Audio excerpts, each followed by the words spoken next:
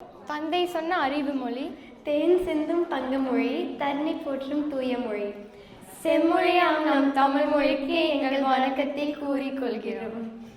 அஞ்சனா, பொங்கல் முடிஞ்ச ரொம்ப நாள் ஆச்சு. ஆனால் இப்போதான் நம்ம எடின்பரா தமிழ் சங்கத்தில் பொங்கல் கொண்டாடுறோம்.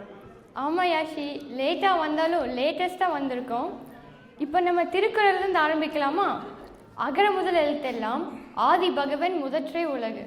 எல்லா எழுத்தும் ஆள ஆரம்பிக்கிற மாதிரி அம்மா அப்பாவுக்கு அப்புறம் தான் எல்லாம்.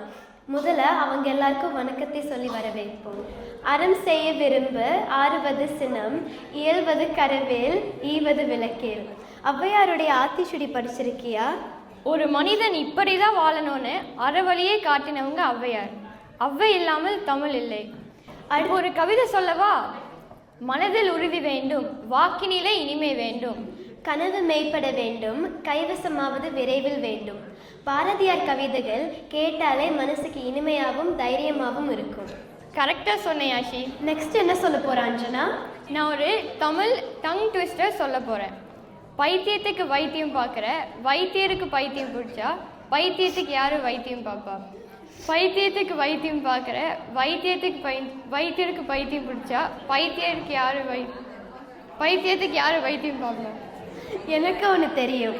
கொக்கு நெட்ட கொக்கு, நெட்ட கொக்கு இட்ட முட்டை கட்ட முட்டை. சூப்பர். நெட்ட கொக்கு, நெட்ட கொக்கு இட்ட முட்டை கட்ட முட்டை. எப்படி? சூப்பர். டங் ட்விஸ்டர் பார்த்தாச்சு. அடுத்ததா என்ன சொல்ல போற அஞ்சனா? பாரதியார் பார்த்தோம். பாரதிதாசன் ஒரு கவிஞர் இருந்தார், தெரியுமா? தமிழுக்கும் அமுதென்று பேர், அந்த தமிழ் என்ப தமிழ் எங்கள் உயிருக்கு நேர். தமிழுக்கு நிலவென்று பேர், இன்ப தமிழெங்கின் சமூகத்தின் விளைவுக்கு நேர். அதானே? கரெக்டா சொன்னேன். யாஷி, உனக்கு 50 காப்பியங்கள் என்னன்னு தெரியுமா? சிலப்பதிகாரம், மணிமேகலை, வளையாபதி, குண்டலகேசி, சீவக சிந்தாமணி. இதுதான் 50 காப்பியங்கள். சரியா சொன்னேன். பொங்கல் விழான்னு வந்திருக்கோம். பொங்கல் பற்றியே பேசலனா எப்படி? கரெக்டு தான். பொங்கல்னாலே போகி, மாட்டு பொங்கல், காணும் பொங்கல், இன்னும் 4 நாளும் கொண்டாட்டம் தான். நம்மளும் இந்தியாவில் இருந்திருந்தா 4 டேஸ் ஸ்கூல்லேயே வேற கிடச்சிருக்கோம்ல. ஜாலியாக இருந்திருக்கும். அப்புறம் அஞ்சனா, யாஷிகா 2 பேரும் நிகழ்ச்சியை தொகுத்து வழங்கினதுக்காக ஒரு பாராட்டு.